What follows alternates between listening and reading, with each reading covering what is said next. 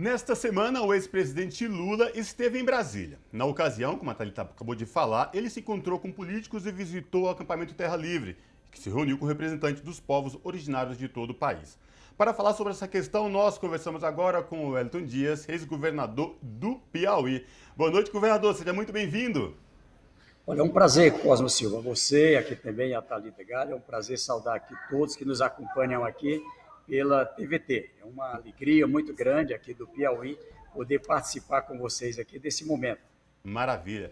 Governador, vamos falar desta agenda intensa do presidente Lula em Brasília esta semana, uma agenda onde ele se encontrou com políticos, aproveitou para conversar. O que você pode falar para a gente dessas agendas?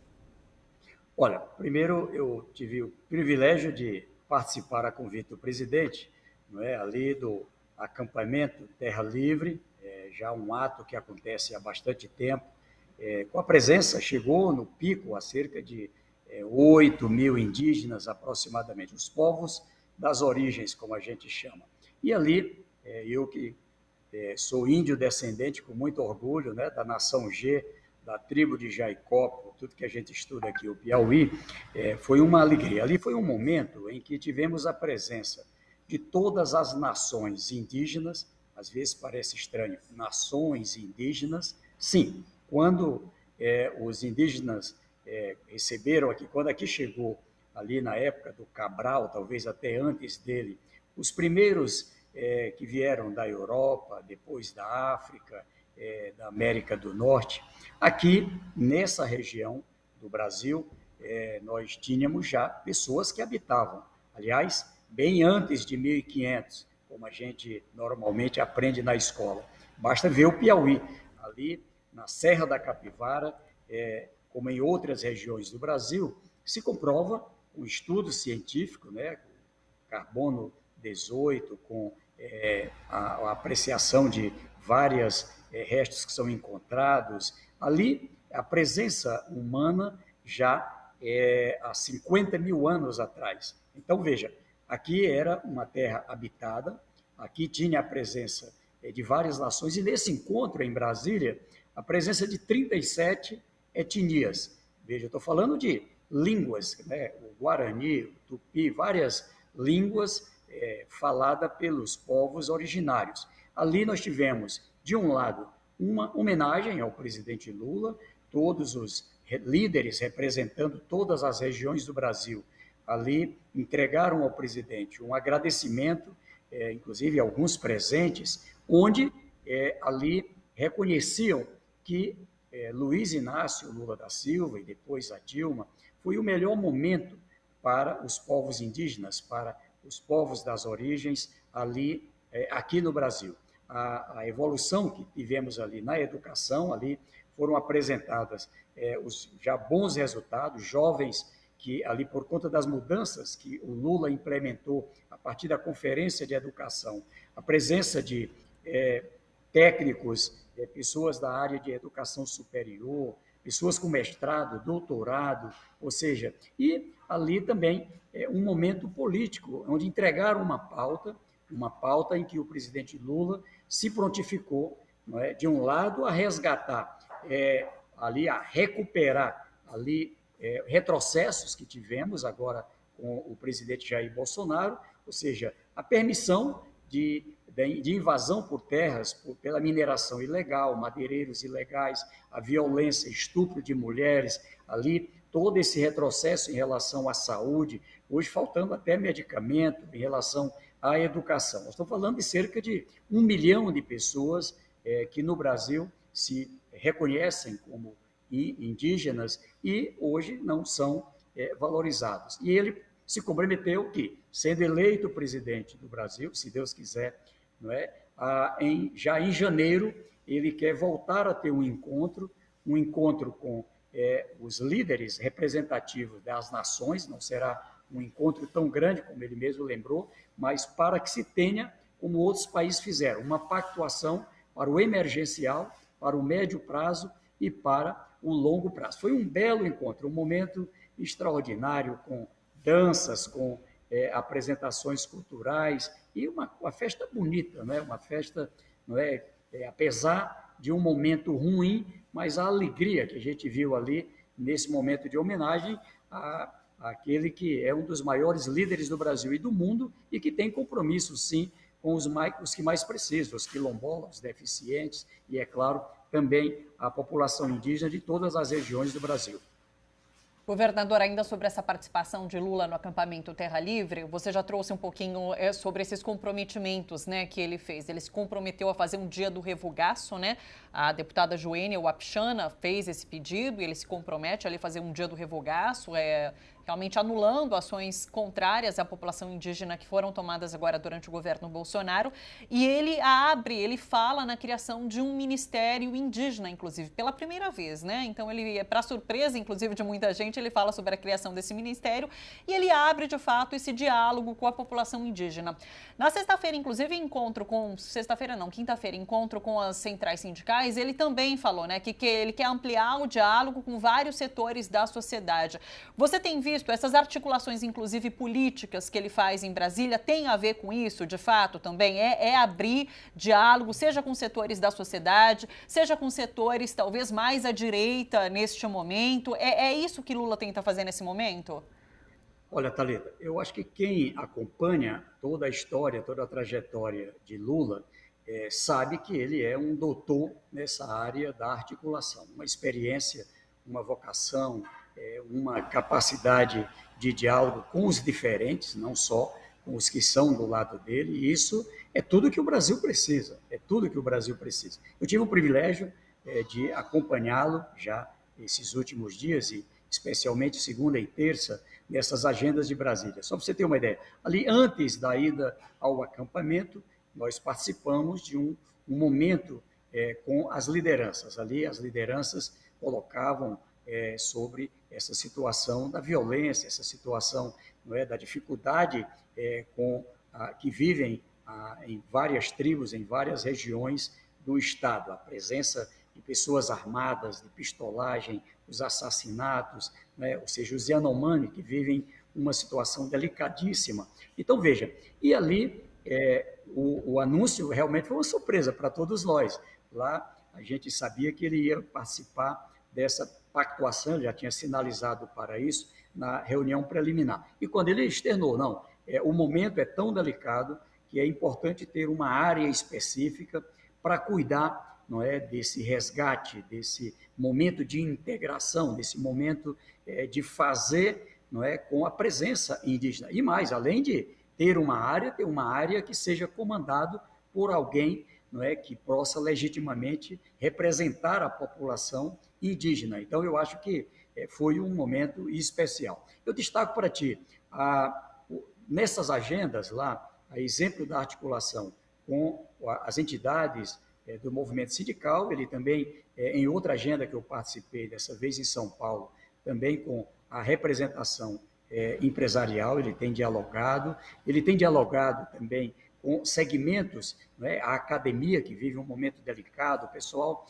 da ciência e tecnologia, que vive um momento delicado, e o que o presidente Lula, e agora também a partir desse diálogo com o ex-governador Geraldo Alckmin, que foi também confirmado pelo Partido dos Trabalhadores, agora pela Federação, e agora estamos organizando para dia 7 de maio um evento extraordinário em que vamos tratar da Pauta Brasil. A Pauta Brasil, nesse 7 de maio, às 10 horas, no Anhembi, né, é um evento com líderes do Brasil inteiro, de variadas áreas, vai representar bem aquilo que está na cabeça de Luiz Inácio Lula da Silva. Ou seja, é mais do que uma eleição, pensa ele.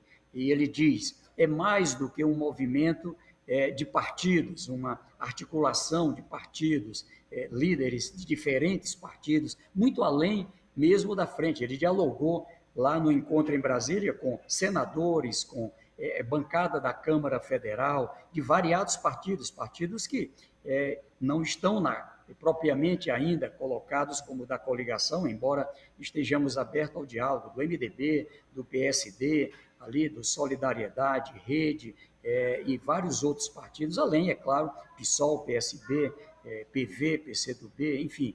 Ali ele coloca a necessidade de organizar um campo político, de um lado, não é? O lado de Bolsonaro, Moro, enfim, que representa esse retrocesso do ódio, do fake news, da mentira, não é? Dessas coisas esdrúxulas que você acabou de citar aí, de compra, do uso do dinheiro do povo, não é? Que é para cuidar da saúde do povo, feito com superfaturamento, na compra de ônibus, agora de tanta coisa em tantas áreas, aquilo que eu mesmo chamo de...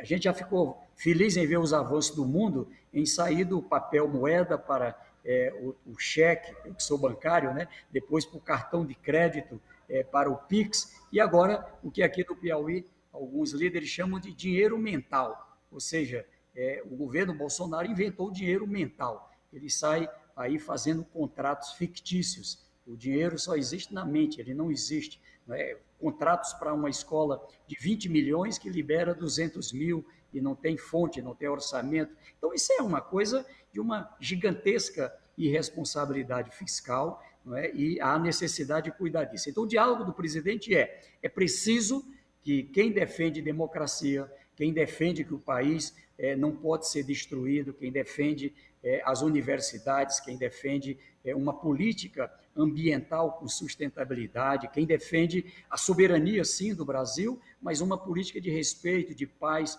com os outros países, para quem trabalha a necessidade de um crescimento econômico que tenha preocupação, sim, como dizem as centrais sindicais, com o emprego, mas também com a fome, com a miséria, não é? Que possa ter aí um apoio para mais empreendedores voltado para abrir mais oportunidade, a garantia de que a gente tenha todo esse eixo social sempre na ordem do dia, o crescimento de pessoas na rua, morando debaixo de ponte, se espalhado pelo Brasil inteiro. Então, esse compromisso, ele reúne um conjunto de líderes, né, que, além dos líderes partidários, Thalita, Cosmo, também os artistas, né, os cientistas, pessoas que são economistas da área da saúde, da educação, líderes sindicais, líderes sociais, líderes de todas as áreas. Então, o pensamento do presidente Lula, o compromisso, o aceno que ele dá é para um movimento mais amplo, não é? Ou seja, quem está do lado de cá e quem atravessou o Rubicão, quem foi lá para essa coisa ali do atraso. Então, eu acredito que dia 7 vai ser um momento grande, é o primeiro momento em que ele vai aparecer ali ao lado do pré-candidato, ele como candidato pré-candidato a presidente da República, colocando o seu nome, o ex-governador Geraldo Alckmin como o nome já também apresentado como pré-candidato a vice, mas muito além, não é, dos líderes que estarão lá, pré-candidatos a governador, a senador, federal, estadual, prefeitos, mas também lideranças, como eu falei, desses setores que têm compromisso com o povo, com a pauta do povo, com a democracia. A gente trazer o Brasil para essa pauta, seja no Congresso, seja na sociedade, seja nos debates, e, é claro, repito, um movimento muito além das fronteiras de uma eleição que já é muito. Governador, também nessa agenda em Brasília, o senhor falou muito bem dessas várias reuniões do ex-presidente Lula com políticos, intelectuais, e a ida dele ao acampamento Terra Vive, dos indígenas. Como é que foi a recepção das pessoas com quem ele se encontrou a respeito do nome de Geraldo Alckmin como seu futuro vice na chapa presidencial?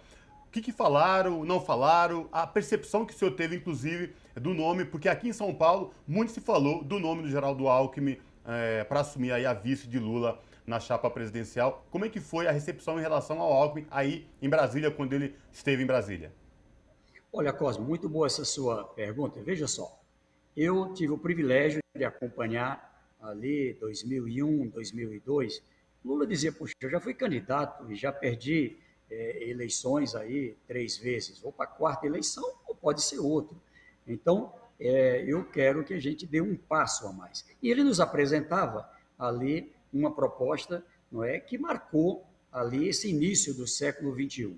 De um lado, uma chapa formada com um dos maiores líderes da classe trabalhadora brasileira, da América do Sul, do mundo, Luiz Inácio Lula da Silva. Do outro lado, um dos grandes e talvez um dos maiores líderes da classe empresarial, o presidente da Federação da Indústria em Minas Gerais, também um empresário que era parte da Confederação Nacional da Indústria, José Alencar. E veja o que aconteceu. Eu acho que qualquer um que acompanhou na época, para lembrar, tinha também, assim como toda essa história anterior, José Alencar do PL, Partido Liberal. Então, não foi fácil.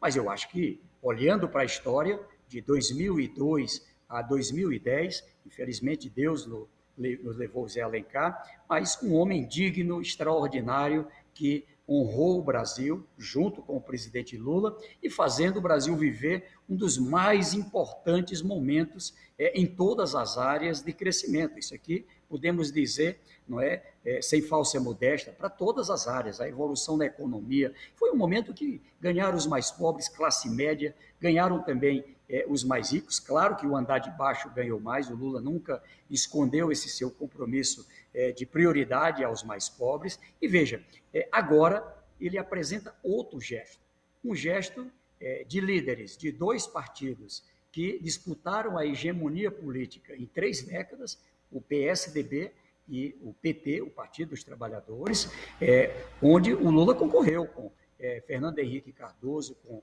José Serra, agora mais recentemente com o próprio ex-governador Geraldo Alckmin, mas nunca perderam a capacidade de diálogo. Eu fui governador junto com Geraldo Alckmin, governador. Uma pessoa digna, correta, ali, republicana, não é? Várias parcerias foram feitas, participou de vários diálogos, ali pensando no Brasil, claro, o seu olhar para São Paulo, pensando no Brasil. É claro que tem a disputa em São Paulo, mas olhando para o momento que vivenciamos, é um gesto gigante, um gesto em que esses dois líderes deixam as suas diferenças e colocam como prioridade a importância de colocar um novo rumo para o Brasil. O compromisso com democracia, o compromisso com crescimento econômico, um compromisso com esse olhar social, um compromisso, né, de trazer o Brasil de volta a um respeito internacional, sair dessa linha do deboche, um compromisso com as instituições, ou seja, um compromisso com o povo brasileiro. E isso ninguém pode duvidar. Eu creio que aqui também nós temos a condição, como ele disse na reunião com os senadores, de muita coragem e o efeito de uma união de pensamentos em que ali nos centramos naquilo que temos em comum, onde teremos aí a condição, não é, de um projeto de Brasil, não é, que seja verdadeiramente para todos, onde a gente possa ter aí uma condição já de uma reconstrução do Brasil, apoiada na Câmara, no Senado, sair das eleições, do sentimento das eleições. Eu acho que vai ser uma linda eleição. Tem que estar preparado para tudo, porque esse povo lá já está batendo desespero, vão aprontar, não é? Vai ser fake a toda hora, vai ser armação de todo jeito, mas Deus no comando, a vontade de povo, e se Deus quiser, eu acho que essa união, ela nos impõe a todos, a quem é do Partido dos Trabalhadores, independente das diferenças que temos, a quem é do PSB, quem é de outros partidos, né? Inclusive partidos além da coligação. Eu vejo líderes de variados setores, não é, que são pré-candidatos em vários estados, já se somando de agora. Então, vai ser mesmo um movimento em favor do Brasil. E eu acho que é isso que o Brasil precisa. Olha só, tempos difíceis a gente vai encarar, inclusive por conta disso que a gente vai conversar daqui a pouco, os escândalos de corrupção que não param de aparecer em relação ao governo Bolsonaro. Governador Wellington, muito obrigada pela sua disponibilidade aqui com a gente, por trazer esses detalhes da movimentação de Lula em Brasília, viu? Obrigado, uma boa tarde para você. Boa tarde, querido. Eu que agradeço. Olha, eu encerro aqui dizendo que sim, é esperança. Lula, essa chapa feita, ela é esperança. Esperança de vitória e esperança de vitória do Brasil. Eu acho que, com certeza, tudo que o nosso povo precisa, não é assim que nem no futebol, é gritar um gol assim do coração, com muita alegria, por uma vitória que não é vitória de partido, não é vitória de um líder. É uma vitória com essa esperança do povo brasileiro, se Deus quiser. Abraço, governador. Abraço.